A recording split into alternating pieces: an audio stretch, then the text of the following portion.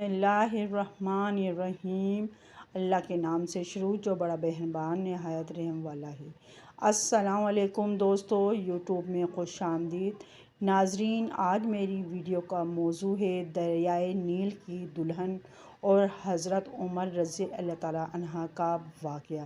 ناظرین کرام، یہ سب جاننے کے لیے اگر آپ نے میرے چینل کو سبسکرائب نہیں کیا تو سبسکرائب ضرور کیجیے گا اور ویڈیو کو اسکپ نہیں کیجیے گا، پسند آنے پر لائک ضرور کیجیے گا۔ چلیں ویڈیو کو شروع کرتی ہوں۔ مشہور یونانی مورخ ہیرودوٹس نے درست کہا ہے کہ مصر دریائے نیل کی بخشش ہے۔ بے شک دریائے نیل جو دنیا کا سب سے لمبا ترین دریا ہے۔ ناظرین کرام، مصر کی عظیم تہذیب میں بہت اہمیت کا حامل ہے۔ اس کی وادی میں لوگ رہتے بستے تھے اور اس کے کناروں پر بڑی بڑی تہذیبیں تھیں۔ قدیم مصر کے باسیوں کی تہذیبیں تھیں۔ قدیم مصر کے باسیوں کی خوشحالی اور استحکام کا واحد سبب دریائے نیل تھا، جہاں وہ زرعی کام کر کے خوراک فراہم کر سکتے تھے۔ قدیم مصریوں کے دلوں میں دریائے نیل بڑی اہمیت رکھتا تھا۔ ناظرین کرام، یہاں تک کہ انہوں نے اس کی تقدیس کی تھی اور اس کا پانی جسمانی اور روحانی طہارت، مذہبی رسومات ادا کرنے اور مردوں کے غسل کے لیے استعمال کیا تھا۔ انہوں نے دریائے نیل کی پاکیزگی کا خیال رکھا تھا۔ ان کا خیال تھا کہ جو دریائے نیل کے پانی کو آلودہ کرتا ہے تو وہ دیوتاؤں کے قہر سے بچ نہ سکے گا۔ اس بات کا مذہبی کتابوں میں ذکر کیا گیا تھا۔ اسی لیے قدیم مصری بہت فخر سے بتاتے تھے کہ انہوں نے دریائے نیل کے پانی کو آلودہ نہیں کیا۔ ناظرین کرام، چونکہ قدیم مصری دریائے نیل کو زندگی کا اولین سرچشمہ مانتے تھے، اسی لیے اس پر ایمان لائے تھے، کیونکہ نیل خشک سالی سے ان کی زندگی کی حفاظت کرتا تھا۔ قدیم مصری اپنی موسیقی کے آلات پر دریائے نیل کے گیت گاتے تھے۔ وہ اس دریا کے سیلاب کو بھی مقدس سمجھتے تھے، اسی لیے انہوں نے اس کے لیے ایک دیوتا مقرر کیا تھا۔ چنانچہ قدیم مصری مذہبی فکر دکھائی دیے۔ اس عظیم دریا کے پیچھے ایک روح پنہاں ہے جس کے ذریعے زرخیزی جانے والا سیلاب کا پانی آ جاتا، اور یہ روح دیوتا ہابی کی ہے۔ ناظرین کرام، قدیم مصریوں نے دیوتا ہابی کا تصور کیا تھا کہ اس کی شکل جیسے ایک موٹا آدمی ہے، اس کا جسم مضبوط ہے، اس کی چھاتی اتری ہوئی ہے، اس کا پیٹ بہت بڑا ہے، اس کا رنگ سبز اور نیلا ہے، ننگا اور لمبے بالوں کا مالک ہے۔ وہ دیوتا ہابی کو قربانیاں پیش کرتے تھے تاکہ دیوتا ان کو سیلاب، نیکی، بھلائی اور استحکام بخشے۔ قدیمی مصر کے عقیدے کے مطابق اور وقت گزرنے کے ساتھ ساتھ دریائے نیل کی تقدس کے بارے میں بہت سی کہانیوں کے اختراع ہو گئی تھیں۔ ان کہانیوں میں سب سے مشہور داستان دریائے نیل کی دلہن کی ہے۔ ناظرین کرام، داستان یہ ہے کہ قدیم مصری ہر سال دریائے نیل کے لیے ایک بہت ہی خوبصورت کنواری لڑکی کو قربان کر دیتے تھے۔ اس لڑکی کو بہترین لباس پہنا کر اور زیورات سے آراستہ کر کے دلہن کی طرح سجاتے تھے۔ پھر ایک بڑی قومی جشن میں یہ دلہن پھولوں اور جھنڈوں سے ایک موزون جہاز پر سوار ہوتی تھی جو سمندر کی سطح پر چلتا تھا۔ اس کے بعد لوگ اسے دریائے نیل میں پھینک دیتے تھے۔ ان کا خیال تھا کہ وہ دلہن دوسری دنیا میں ہابی دیوتا سے شادی کرتی تھی۔ اسی طرح دریا خشک ہوتا تھا اور ان کے اس عمل سے بہنے لگتا تھا اور لوگوں کو پانی دیتا تھا۔ کہا جاتا ہے کہ ایک سال دریائے نیل میں سیلاب نہیں آیا، اسی لیے مصر کی سرزمین پر خشکسالی آئی تھی۔ مصر کے لوگ سوگوار ہو گئے تھے اور قحط سالی نے انہیں بہت زیادہ متاثر کیا تھا۔ مصر کا بادشاہ بھی بہت غمگین تھا، جس نے سردار قابون کی موجودگی کی درخواست کی تھی کہ وہ اس سے پوچھا تھا کہ دریائے نیل کا سیلاب کیوں نہیں آیا۔ ناظرین کرام، سردار قابون نے بادشاہ کو بتایا کہ قحط سالی کی وجہ سے یہ ہے کہ دریائے نیل بہت افسردہ ہے، کیونکہ وہ ایک خوبصورت کنواری لڑکی سے شادی کرنا چاہتا ہے۔ تب بادشاہ نے دیوتا ہابی کی دلہن بننے کے لیے انتہائی خوبصورت لڑکی کے انتخاب کا حکم دیا تھا۔ ناظرین کرام، یہ سالانہ روایت کئی سال تک جاری رہی تھی۔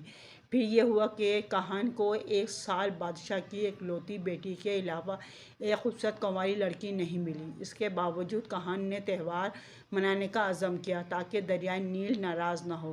شہزادی کی لونڈی کو یہ خبر ملی تو بہت افسردہ ہوئی۔ اس لونڈی نے دلہن کو اپنے گھر میں چھپا لیا اور اس کو اپنی بیٹی کی طرح بنا کر رکھا کیونکہ اس کی کوئی اولاد نہیں تھی۔ اس نے شہزادی سے مشابہت والی دلہن کی شکل میں لکڑی کا مجسمہ اس طرح بنایا کہ وہ بالکل شہزادی کی ہم شکل بن گیا تھا۔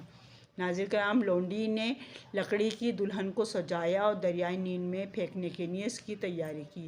اس نے یہ بھی فیصلہ کیا تھا کہ وہ اپنے ہاتھوں سے دلہن کو دریائے نیل میں پھینک دے گی تاکہ کوئی بھی معاملہ دریافت نہ کرے۔ تقریب مکمل ہو گئی اور جشن ختم ہوا۔ سب نے سوچا کہ شہزادی اپنے محبوب دریائے نیل کے ساتھ دوسری دریا میں چلی گئی۔ بادشاہ کو اپنی اکلوتی بیٹی کی جدائی پر افسردگی اور مایوسی کا سامنا کرنا پڑا۔ بادشاہ اس کے غم کو برداشت نہ کر سکا۔ اس کی صحت بھی تیزی سے خراب ہونے لگی اور بستر پر تھا۔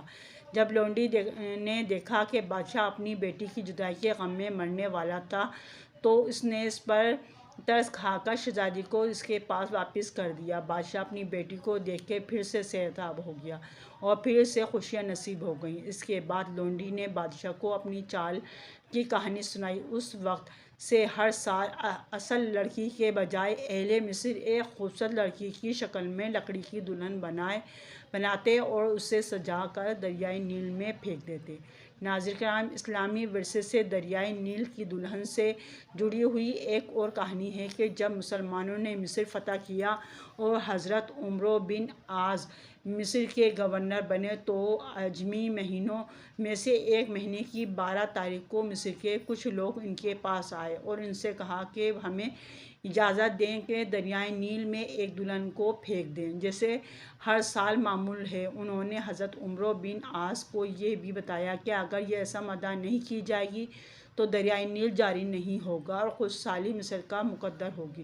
حضرت عمرو نے ان سے کہا، اسلام میں ایسی کوئی بیہودہ رسم جائز نہیں۔ اس کے علاوہ اسلام تو اپنے سے پہلے کی ایسی تمام رسومات جاہلیت کو مٹا دیتا ہے۔ تم لوگ اس رسم پر ہرگز عمل نہ کرنا۔ مصر کے لوگوں نے گورنر کے حکم کی تعمیل کی اور اس سال دریائے نیل میں کسی بھی لڑکی کو نہیں پھینکا گیا۔ پھر یہ ہوا کہ دریائے نیل کی روایت بالکل رک گئی اور دریا خشک ہو گیا۔ لوگ بہت ہی پریشان تھے۔ انہوں نے مصر سے نکلنے کا ارادہ کر لیا اور کسی اور جگہ جانا چاہتے تھے۔ حضرت عمرو بن عاص نے جب یہ معاملہ دیکھا تو لوگوں سے کہا کہ تم لوگ انتظار کرو اور میں اپنے خلیفہ امیر المومنین عمر بن خطاب رضی اللہ تعالیٰ عنہ کو ایک خط لکھتا ہوں اور جو حکم ملے گا اس پر عمل کیا جائے گا۔ ناظرین کرام، حضرت عمرو بن عاص نے ایک خط میں حضرت عمر فاروق رضی اللہ تعالیٰ عنہ کو پورا قصہ بیان کیا تو حضرت عمر رضی اللہ تعالیٰ عنہ نے عمرو بن عاص کو ایک رکہ ارسال فرمایا اور کہا کہ یہ رکہ دریائے نیل میں پھینک دیں۔ اس رکے میں لکھا تھا، حمد و صلوات کے بعد اے نیل، اگر اپنی مرضی سے بہتا ہے تو نہ بہہ اور اگر اللہ تعالیٰ تجھے بہاتا ہے تو میں اللہ سے دعا کرتا ہوں وہ تیرا بہنا جاری فرما دے۔ جب عمرو بن عاص نے وہ رکہ دریا میں ڈالا تو اللہ تعالیٰ نے دریائے نیل میں پانی بہا دیا اور اس دن سے آج تک اللہ تعالیٰ نے اہل مصر کی اس پرانی رسم کو ختم فرما دیا۔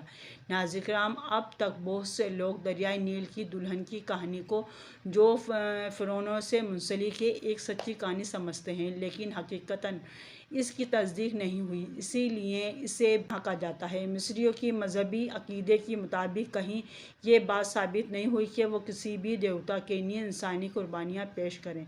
علاوہ ازیں فرعونی تختیاں اور مخطوطے بھی ہیں جو دریائے نیل اور اس کے سیلاب کے حالات بیان کرتے ہیں اور ان میں دریائے نیل کے اس کنواری دلہن کا کوئی ذکر نہیں ہے جب تک اہل مصر دہراتے ہیں۔ مصر کے شعراء اور ادیباء نے بھی اس کی بابت لکھا ہے۔ مختلف فلموں کے ذریعے بھی اس داستان کو دکھایا گیا ہے۔ فرعونوں نے اہل مصر کے لیے بے شمار تہوار اور رسم و رواج چھوڑے تھے، لیکن ان میں سے کچھ تہوار مختلف ارواح و مسیحات تو ختم ہو گئے یا غالب ہو گئے، اور کچھ اب تک بھی جاری ہیں، جیسے دریائے نیل کی دلہن کا تہوار ہے۔ مصر میں اب تک لوگ 15 اگست کو یہ تہوار مناتے ہیں اور اس کا نام دریائے نیل کی وفاداری کا تہوار ہے۔ ناظرین کرام، اگر میری ویڈیو آپ کو پسند آئی ہو تو میرے چینل کو سبسکرائب کریں، بیل آئیکن پر آل کریں، تاکہ ہر آنے والی ویڈیو کو نوٹیفیکیشن سب سے پہلے آپ کو مل سکے۔ اللہ حافظ۔